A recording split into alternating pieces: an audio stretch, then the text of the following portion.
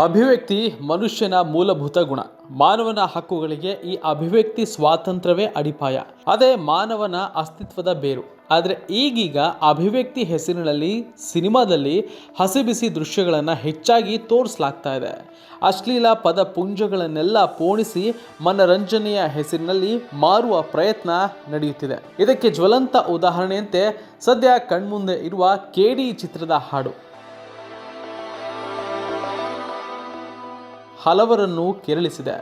ಸರ್ಸೆ ನಿನ್ನ ಸೆರಗ ಸರ್ಸೆ ಹಾಡಿನ ಸಾಲುಗಳನ್ನು ಕೇಳಿ ಕೇವಲ ಕರುನಾಡು ಮಾತ್ರವಲ್ಲ, ಇಡೀ ದೇಶವೇ ಕೆಂಡ ಕಾರ್ತಾ ಇದೆ.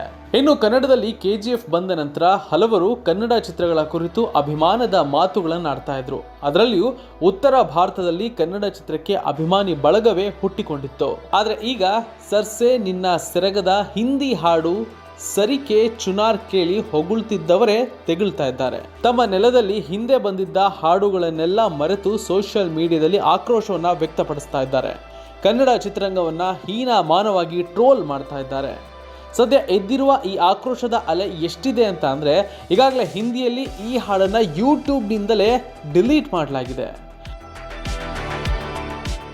ಆದರೂ ಕೂಡ ಪ್ರೇಮ್ ತಪ್ಪನ್ನು ಒಪ್ಪಿಕೊಳ್ತಾ ಇಲ್ಲ. ತಪ್ಪಾಯಿತು ಕ್ಷಮಿಸಿ ಎಂದು ಕೂಡ ಹೇಳ್ತಾ ಇಲ್ಲ. ಬದಲಿಗೆ ಹಾಡನ್ನು ತೆರೆಯ ಮೇಲೆ ನೋಡಿದಾಗ ಅದರ ನಿಜವಾದ ಅರ್ಥ ಎಲ್ಲರಿಗೂ ಅರ್ಥವಾಗುತ್ತೆ ಎಂಬ ವಾದ ಮಾಡ್ತಾ ಇದ್ದಾರೆ. ಬರೀ ಸಾಹಿತ್ಯ ಕೇಳಿ ಹೀಗೆ ವಿರೋಧ ಮಾಡಿದರೆ ಹೇಗೆ, ಈ ದೃಷ್ಟಿಕೋನ ನನಗೆ ಅರ್ಥ ಆಗ್ತಾ ಇಲ್ಲ ಅಂತ ಹೇಳ್ತಾ ಇದ್ದಾರೆ. ಹೇಗಿರುವಾಗ ಇದೀಗ ಈ ಹಾಡು ಕೇಂದ್ರ ಸರ್ಕಾರವನ್ನು ಕೂಡ ಕೆರಳಿಸಿದೆ. ಇದಕ್ಕೆ ಪುರಾವೆ ಎನ್ನುವಂತೆ ಕೇಂದ್ರ ಮಾಹಿತಿ ಪ್ರಕಾರ ಪ್ರಸಾರ ಸಚಿವಾಲಯ ತಕ್ಷಣವೇ ಕ್ರಮವನ್ನು ಕೈಗೊಳ್ಳುವಂತೆ ಸೆನ್ಸಾರ್ ಮಂಡಳಿಗೆ ಸೂಚನೆ ನೀಡಿದೆಯಂತೆ. ಸಾರ್ವಜನಿಕ ಸಭ್ಯತೆಗೆ ಧಕ್ಕೆ ತರುವಂತಹ ಈ ಹಾಡನ್ನು ಯೂಟ್ಯೂಬ್ ಸೇರಿದಂತೆ ಎಲ್ಲ ಡಿಜಿಟಲ್ ಪ್ಲಾಟ್ಫಾರ್ಮ್ಗಳಿಂದ ತೆಗೆದುಹಾಕುವಂತೆ ಎಚ್ಚರಿಕೆಯನ್ನು ಕೂಡ ನೀಡಲಾಗಿದೆ ಅಂತ ಇಂಡಿಯಾ ಟುಡೇ ಸೇರಿ ಹಲವು ರಾಷ್ಟ್ರೀಯ ಮಾಧ್ಯಮಗಳು ವರದಿಯನ್ನು ಮಾಡಿದೆ. ಇನ್ನು KDಯ ಈ ಹಾಡಿನ ವಿರುದ್ಧ ದೆಹಲಿಯಲ್ಲಿ ಸಾಮಾಜಿಕ ಕಾರ್ಯಕರ್ತ ವಿನೀತ್ ಜಿಂದಾಲ್ ದೆಹಲಿ ಪೊಲೀಸರ ಸೈಬರ್ ಸೆಲ್ಗೆ ದೂರು ನೀಡಿದ್ದಾರೆ. ನೋರಾ ಫಾತೆಹಿ, ಸಂಜಯ್ ದತ್, ಹಿಂದಿ ಗೀತ ರಚನೆಕಾರ ರಕೀಬ್ ಅಲಂ ಮತ್ತು ಚಿತ್ರದ ನಿರ್ದೇಶಕ ಜೋಗಿ ಪ್ರೇಮ್ ವಿರುದ್ಧ ಆಕ್ರೋಶ ವ್ಯಕ್ತಪಡಿಸಿ ಕ್ರಮಕ್ಕೆ ಆಗ್ರಹಿಸಿದ್ದಾರೆ.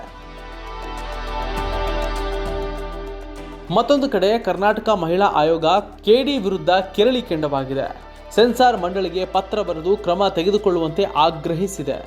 ಸಿನಿ ವರ್ಕರ್ ಅಸೋಸಿಯೇಷನ್ ಕೂಡ CBFC ಹಾಗೂ ಕೇಂದ್ರ ಪ್ರಸಾರ ಹಾಗೂ ಮಾಹಿತಿ ಸಚಿವಾಲಯಕ್ಕೆ ದೂರು ನೀಡಿದೆ. ಸಾರ್ವಜನಿಕ ಹಿತಾಸಕ್ತಿಯಿಂದ ಈ ವಿಚಾರ ಗಂಭೀರವಾಗಿ ಪರಿಗಣಿಸುವಂತೆ ಮನವಿಯನ್ನ ಮಾಡಿದೆ ರಾಷ್ಟ್ರೀಯ ಮಾನವ ಹಕ್ಕುಗಳ ಆಯೋಗ.